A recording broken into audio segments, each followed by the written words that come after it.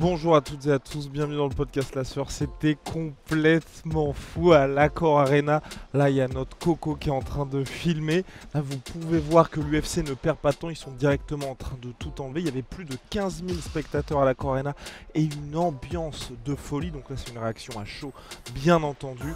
On va revenir surtout sur le main event et puis un petit point chiffre, puisque oui, ça s'est sold out en seulement une journée l'UFC Paris. On avait annoncé, c'est ce que Dana White avait annoncé, 3,3 millions d'euros de recettes, de dollars pardon, de recettes, et finalement le chiffre finalisé est à 3,4 millions, record all-time historique de l'Accor Arena.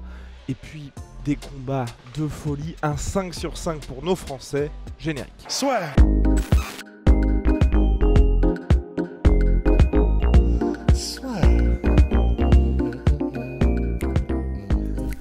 Entre dans l'octogone avec Unibet. Qui sera le vainqueur du combat? En combien de rounds? Fais tes paris sur l'app numéro 1 et profite de 150 € offerts sur ton premier pari. Donc oui,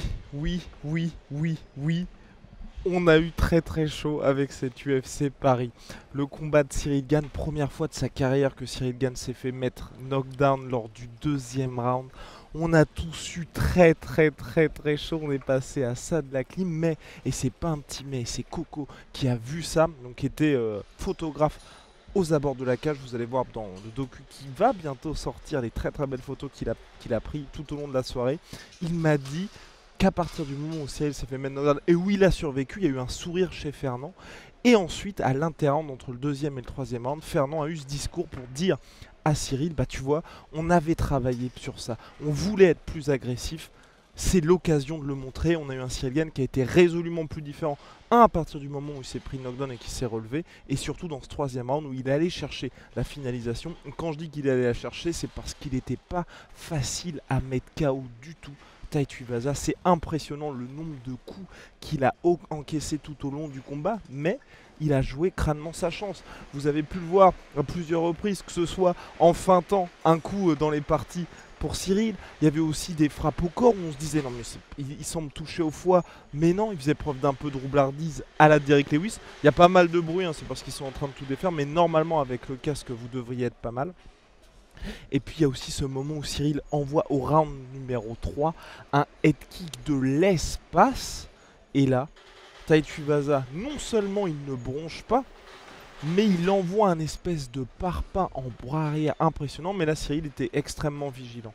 Donc, et il y a juste eu aussi au second round, à partir du moment où Cyril se relève, les deux hommes se sont beaucoup plus livrés. Et il y a un moment où Tai Tuivasa semble sonner, mais il arrive aussi à toucher Cyril en contre. Bref, ça c'était pour le combat au global. Cyril a expliqué en conférence de presse qu'il savait à quoi s'attendre. C'est le combat dans lequel il a eu le plus de fun. Et surtout, il a expliqué que c'était Tai Tuivasa de tous ses adversaires qui avait la plus grosse frappe.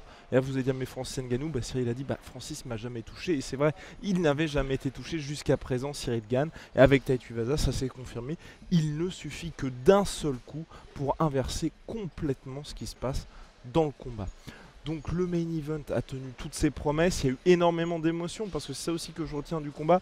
Certes, les gens peuvent se dire oui voilà, Cyril Gane avec le fameux toucher sans être touché, il commençait à distance et notamment énorme travail en jab de la part de Cyril à vraiment prendre son ascension en termes de scoring comme il le fait à son habitude. Mais on a pu voir, le nouveau Cyril que Fernand voulait en voir depuis quelques combats désormais.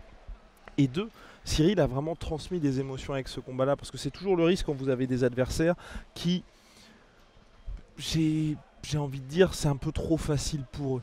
Parce que, bon, vous vous dites juste, bah, le gars enquille les victoires, mais moi, je vais pas ressentir quelque chose de particulier si je suis pas fan. Là, toute la salle était entièrement acquise à la cause de Cyril Gane, mais en plus avec ce qui s'est passé, ce retournement de situation avec le knockdown, les gens vraiment se sont pris d'amour pour Cyril Gane. Il y avait mes parents qui étaient dans la salle de l'Accor Arena et ma mère, mon père suit les combats bien évidemment, mais ma mère qui n'est pas une grande fan, elle aussi, ça a été un moment, elle s'est dit oh là là c'est très chaud pour Cyril, c'est ce qu'elle m'a dit après le combat, directement vous vous sentez, vous avez envie de le soutenir. Il y a eu aussi cette Marseillaise qui était extrêmement forte, le It's Time de Bruce Buffer où là il y a eu 15 000 personnes qui attendaient le It's Time, enfin ça on en reparlera avec Big Rusty, on en a parlé un petit peu avec Manu aussi, mais on a vraiment ce sentiment que le public français était connaisseur, que ce soit sur les phases au sol ou même connaisseur de cette culture UFC, culture MMA. Les gens avaient leurs repères et ça c'est vraiment hyper impressionnant et surtout était respectueux avec tous les combattants. Après le combat de Nassourdine, moi j'avais un peu peur qu'il y ait une petite redescente. Donc Nassourdine qui s'est imposé 2 superbes rounds. Après il a été un petit peu plus cuit dans le 3e, ça a été un peu chaud, mais il s'est imposé par décision unanime. J'avais peur que pour le combat Robert Whittaker contre Marvin Vettori, clairement les gens soient un petit peu moins investis. Il y a quelques petits bruits à cause du fil je crois.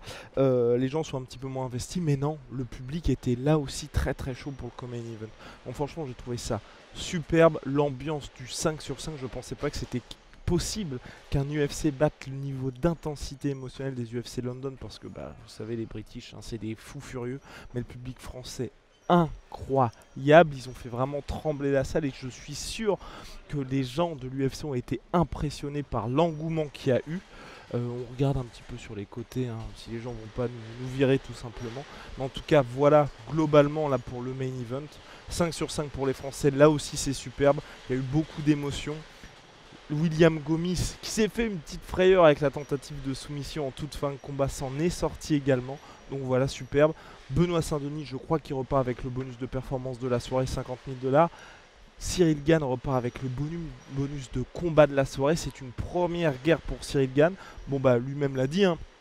Faut pas qu'il en ait trop non plus des coups comme ça parce que bon il pense à l'après-carrière, mais au moins il sait ce qui se passe quand il est mis knockdown. Il a rapidement recouvré ses esprits, il a dit que il avait rien senti, c'est juste la lumière qui a été éteinte brusquement et très rapidement il est revenu à lui et il s'en est sorti Cyril Gane. Donc voilà, c'est une première guerre pour bon gamin qui conforte son rang face au numéro 3 mondial qu'est Tai Tuivasa. Je pense pas qu'il va y avoir de gros changements pour Tai Tuivasa. La question maintenant c'est que va-t-il se passer pour Cyril Gane. Ce qui est clair, lui, c'est qu'il veut la ceinture. Il y avait Francis Ngannou, le champion, qui était présent dans la salle au premier loge aux côtés de Kamaru Usman et Georges Saint-Pierre. Francis, vous le savez, il s'est fait les ligaments croisés. Aux dernières nouvelles, il ne sera pas prêt pour décembre, puisque l'UFC ciblait un John Jones contre Francis Ngannou pour le titre Undisputed, incontesté des lourds. Il devrait donc y avoir un titre intérimaire, parce que vous savez que l'UFC n'aime pas attendre. John Jones semble tenir la corde. Maintenant, on se pose la question de l'adversaire. L'UFC à l'origine ciblait John Jones contre Stipe Miocic pour septembre, pardon, ça ne s'est pas fait. John Jones, Stipe Miocic pour décembre, mais peut-être que Cyril Gane, si les négociations sont un petit peu ardues, pourrait se frayer un chemin vers un combat contre John Jones. En tout cas, moi j'ai envie de le voir, que ce soit le Cyril Gane qu'on a l'habitude de voir extrêmement virevoltant, ou celui qu'on a vu là à partir du knockdown et du 3e round, qui prend un petit peu plus de risques, qui s'expose un petit peu plus, mais qu'à cette recherche du finish. Moi c'est ce que je veux voir. Voilà, vous avez, le podcast a été animé de superbes photos de Corentin. On se retrouve très vite pour de nouvelles aventures. Merci de nous avoir suivis toute la semaine. On a beaucoup travaillé, toute l'équipe. Maintenant, on va un petit peu se reposer et puis on va laisser place à l'UFC 279.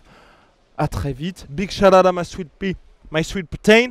Merci beaucoup du soutien. Merci à Corentin qui a été exemplaire durant toute la semaine, qui me fait un petit wink. Allez, à plus. Et puis Big Rusty, hein, vous l'avez vu, je pense, qui était au charbon également. See ya. Investir dans des entreprises est déjà monnaie courante. Mais avez-vous entendu parler du fait d'investir sur la carrière de talent ? Grâce à Royalties, investissez dans des combattants UFC, MMA, boxe pour obtenir jusqu'à 19,5% de rendement annuel.